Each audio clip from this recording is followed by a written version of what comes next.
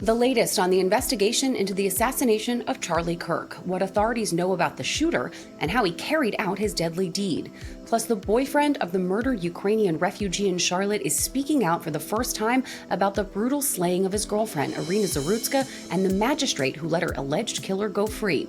And iced out, rapper Bad Bunny says the reason his world tour doesn't include any stops in the United States is his fear that ICE will use his concerts to round up illegal migrants. Those stories and more today, Friday, September 12th. I'm Caitlin Becker, and this is the New York Postcast.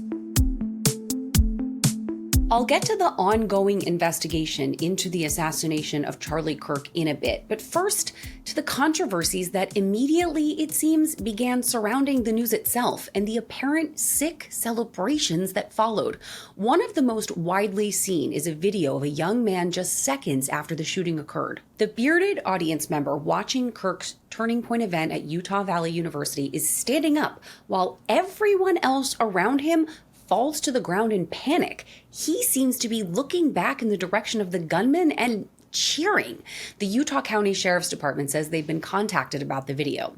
Other questionable reactions include an employee of the Carolina Panthers football team who was fired after posting online, quote, "Why are y'all sad? Your man said it was worth it." Now, he's referring to comments Kirk had previously made that have now gone viral, suggesting that some gun deaths are, quote, worth it in order to protect the Second Amendment.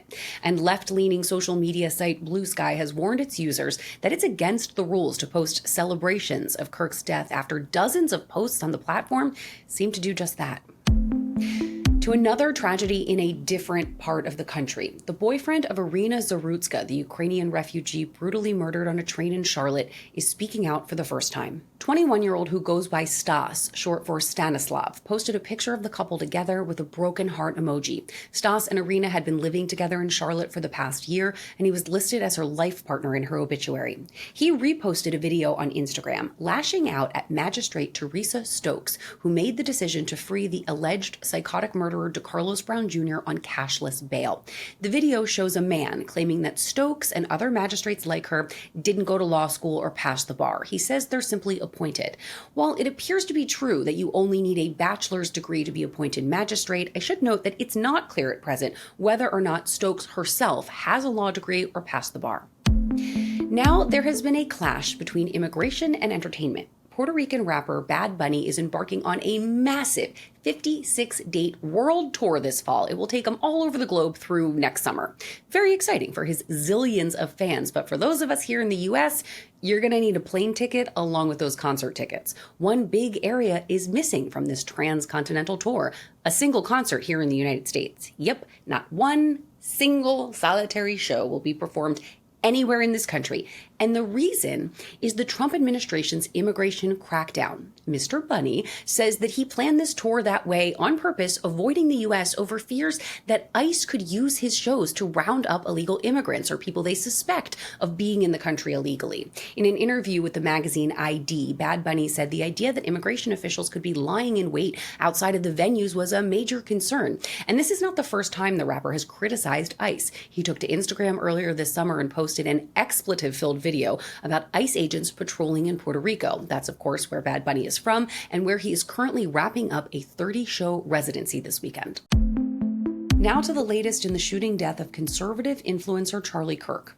If you were glued to the news yesterday, you no doubt heard that the shooter was apprehended. Then they weren't. Then they were. Honestly, the whole thing was a bit of an information cluster. As of yesterday morning, after a few false reports, one from the FBI itself, authorities still hadn't apprehended a suspect. Later in the day, the FBI released 2 pictures of a person of interest in the case, and they asked for the public's help in identifying and finding him. Authorities say they found a bolt-action rifle that they believe is the murder weapon wrapped in a towel in a wooded area near the college campus. One source told the Post that the weapon contained cartridges engraved with, quote, transgender and anti-fascist ideology. But a second source at the Justice Department said they weren't able to confirm those descriptions, at least not yet. The ammunition is believed to be a high-caliber round that is similar to the kind used in long-range rifles. The Post's senior reporter Chris Nisi has been following all of the twists and turns of this case, and he joins me now. Chris, The FBI seemed a bit disorganized at the start of this investigation. Kash Patel, the man who runs the agency, posted online that they had their guy. Then a couple hours later, no, they didn't. So what's going on? Have they regained their footing? So the manhunt is definitely still on, and the gunman is unfortunately still at large. Investigators scoured the roof of the campus building where it's believed the shooter perched before firing the fatal shot, and they found a high-powered bolt-action rifle wrapped in a towel in some woods nearby. Those woods are now festooned with yellow crime scene tape as they investigate further. A joint press conference with the FBI and Utah police was briefly scheduled on Thursday afternoon, but it was canceled about 20 minutes later due to supposed rapid developments in the investigation. We don't yet know what those developments entail, but Director Patel and his deputy Dan Bongino were reportedly en route to Utah to help oversee the search effort. So, an accomplished sniper shared some details about the kind of training the shooter must have had in order to hit a target like this from so far away, and why this was such a dangerous setup. So, what did he say? So, U.S. Army Sergeant Nicholas Ranstead, who, as you said, is an experienced sniper, described the gunman as an internet shooter, as opposed to a sniper or a trained soldier. He likened the area where Charlie Kirk was addressing the crowd as a fishbowl due to the surrounding high ground and multi-level buildings nearby. The sniper's rooftop perch meant that he was shooting down, which Ranstead said was much more favorable for a shooter, and that things were made even easier thanks to the low security at the event, just 6 cops and over 3,000 attendees, and the abundance of buildings blocked any wind that could have possibly thrown off the approximately 200-yard shot. The fishbowl analogy really does paint such an interesting visual and something I feel like people can actually wrap their head around because we only are seeing it from certain angles based on the video. So the idea of exactly what that would look like does help from the perspective of an outsider think about how this tragedy really did unfold. So you addressed this a little bit at the top there, but can you give me the latest on the manhunt? Do we know anything about the shooter? Well, very little so far, Caitlin. Authorities have released only snippets of information about the shooter's identity. So far, we know that the rooftop sniper was of college age, and so it could have easily blended in with students before making his way to the roof. The FBI has also released 2 images captured on surveillance cameras showing a person of interest in the case, and they said they were working on tracking his movements through additional video footage they've recovered. The person pictured is a male of slender build, dressed in dark-colored clothing from head to toe, including wraparound sunglasses. The Bureau has announced it's offering a $100,000 reward for information leading to the suspect's arrest, but we don't know who it is so far.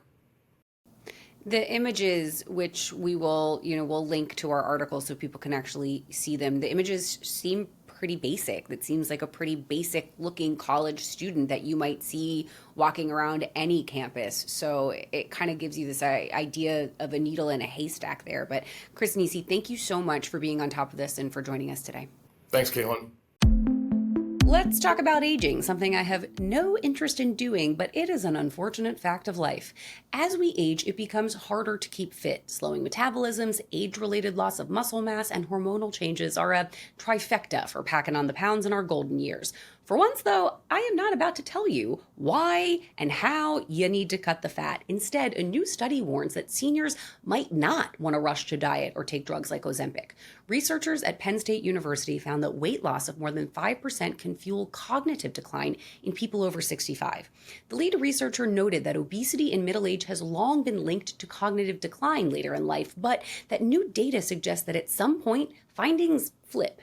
She cautioned, though, that the results don't by any means suggest that seniors should try to add weight, but that they should be more aware of what they weigh, not just stepping on the scale when they're visiting a doctor. And finally today, the Sherman family of Texas had quite a streak going. For the last 108 years, every baby born to the family has been a boy, the Shermans, if you will. The last girl in the family tree was Ora Belle Sherman, born in 1917. But that's all changing after Ora Belle's great-great-nephew Michael and his wife Jakia broke the streak. The pair were planning a small gender reveal, but Jakia decided to surprise her husband with a much bigger party, and family from across the country flew in to celebrate. When Michael finished his shift as a lieutenant at the Montgomery County Fire Department, he came home to this big surprise gathering and his son holding a piece of cake with a pink ribbon. The bouncing baby girl is due in March. Congratulations, Shermans. Now that is a gender reveal I can get behind. None of those ones with fireworks and unicorns that end up burning down acres of land. Guys, is it just me, or has this week felt more like a month? It is time for the weekend, my friends. Make sure you like and follow the New York Postcast wherever you get your podcasts and on YouTube so you do not miss an episode. And while you wait for me patiently until Monday, see what's happening on the New York Post in print or online. I might be off for the next 2 days, but the rest of the Post will be hard at work. See you Monday.